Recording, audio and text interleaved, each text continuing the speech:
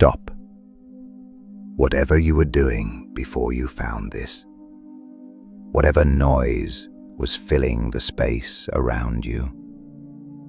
If you can, step away from it for a few minutes. Close the door. Set the phone face down. If this is not the right moment, if someone needs you, or the environment is too loud, or you are not ready to be still, come back. Come back when you have a few minutes alone. Because what I want to say to you today is not for background noise. It is not for half attention. It is for the part of you that has been waiting, maybe without fully knowing what it has been waiting for, to hear something settle in the right place. So if you are here and the space is quiet and you are ready, stay. There is a reason this message asked you to be alone. Solitude is not a punishment.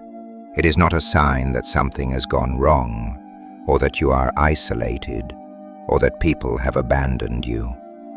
Solitude, the kind you choose, the kind you protect, is one of the most productive environments a person in transition can inhabit.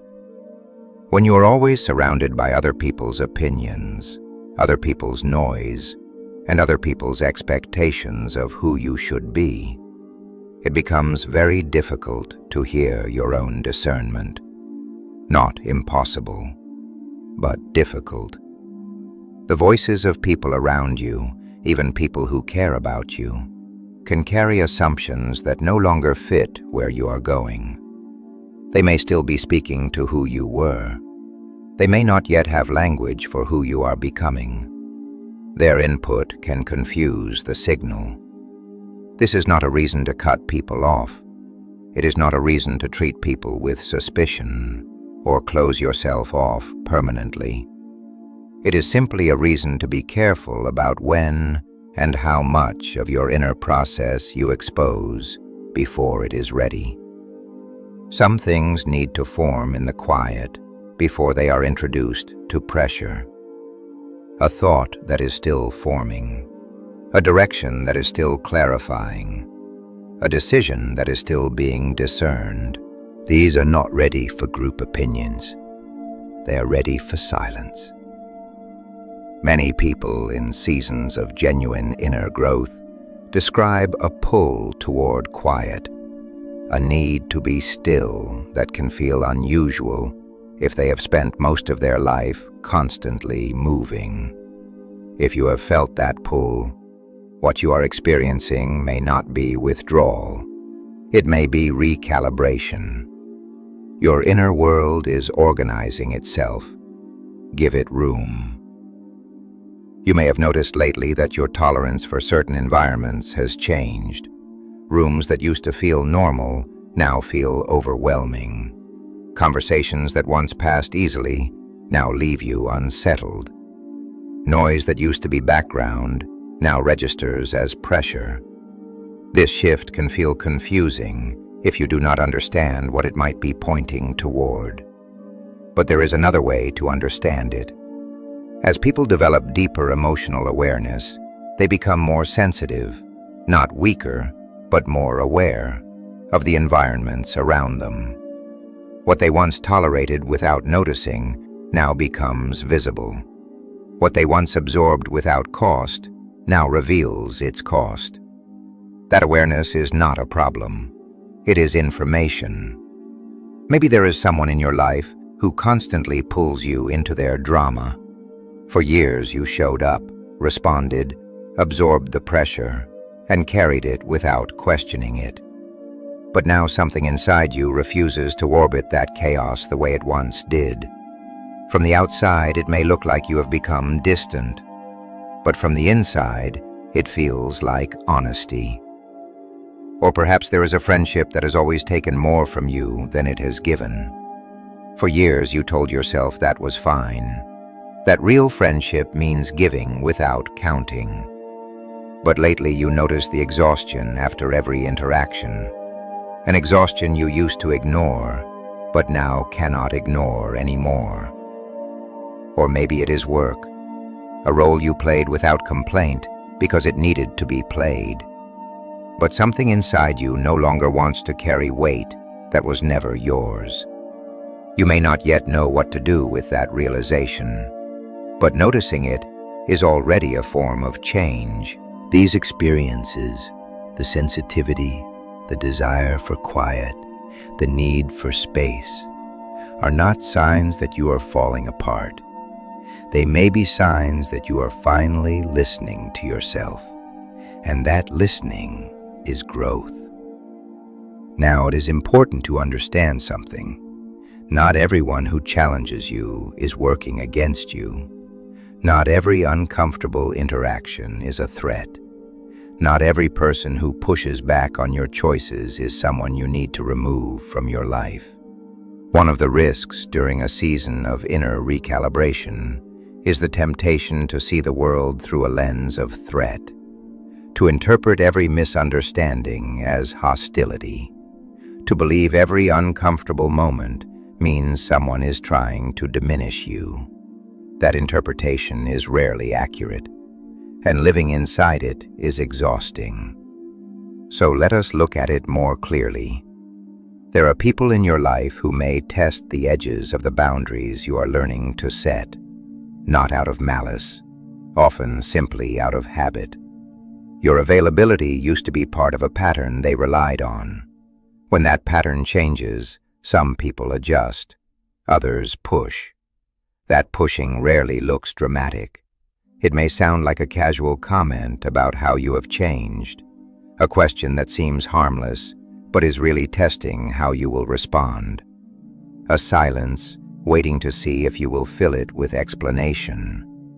Your instinct in those moments may be to over-explain, to justify your decision, to make the other person comfortable with something they may not understand. But over-explaining often signals that your decision is open for negotiation. Instead, try something simpler. Respond. Do not react. Stay calm.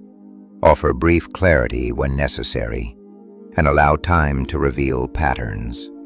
Discernment is not suspicion. Discernment is simply pattern recognition over time. Everything we have talked about, the solitude, the sensitivity, the shifting boundaries, leads to something deeper. You may be learning how to process pain instead of transferring it. Pain moves through every life, and when it moves through us, it has to go somewhere. There are usually 3 paths it takes. The first is suppression. The pain is pushed down and ignored. Life continues on the surface, but the pain remains stored beneath awareness. Over time, that stored pain creates exhaustion that seems to have no obvious source.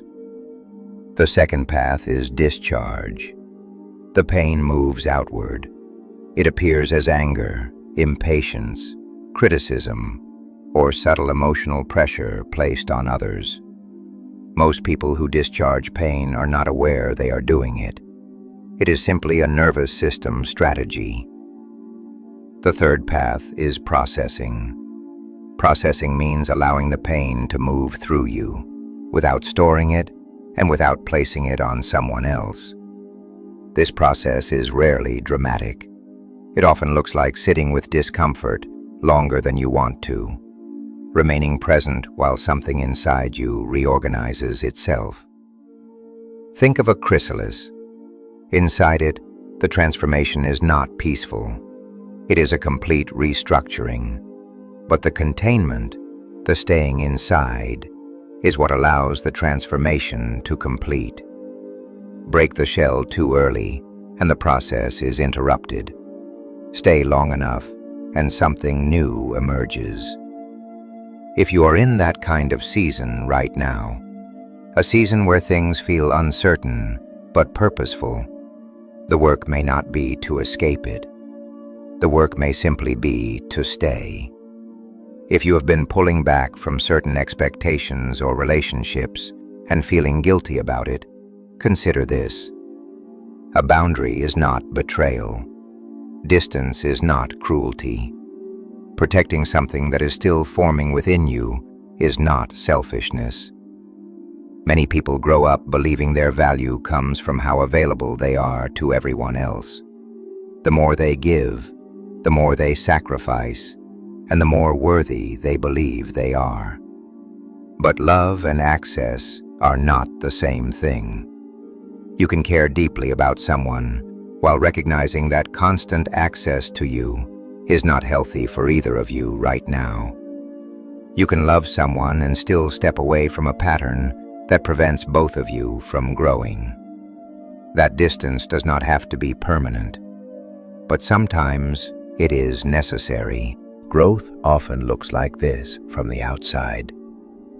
If there is one message to carry with you today, let it be this: stay put. Not because waiting is comfortable, and not because standing still is easy, but because sometimes movement too soon interrupts a process that needs a little more time to finish forming. There are seasons in life where the most important work is not visible from the outside. In those moments, rushing forward can scatter what is still organizing itself within you. So instead of reacting to every pressure or every sense of urgency, choose alignment. Stay aligned with what you genuinely value, with what feels honest in your life, and with the direction that reflects who you are becoming. You do not need to explain everything while it is still forming. Not every decision requires immediate justification, and not every change needs to be defended before it has fully taken shape. Give yourself permission to let things develop quietly. Protect your peace as well, not as a form of withdrawal from the world, but as the condition that allows clarity to grow. When the mind is calm and the environment is steady, discernment becomes possible. Choose maturity over reaction. Reaction is quick, emotional, and often temporary. Maturity is slower, steadier, and guided by understanding rather than impulse. The things you are waiting for, the clarity, the right people, the right opportunities, often reveal themselves more easily in stillness than in frantic motion. They arrive in the space created by your thoughtful choices. So stay put, not passive, but present, not stuck, but steady, not resigned, but quietly ready. And before you move on from this moment, carry one question with you. What are you releasing in this season that has already served its purpose? Let that question stay with you. This is the inner calling. I will see you in the next one.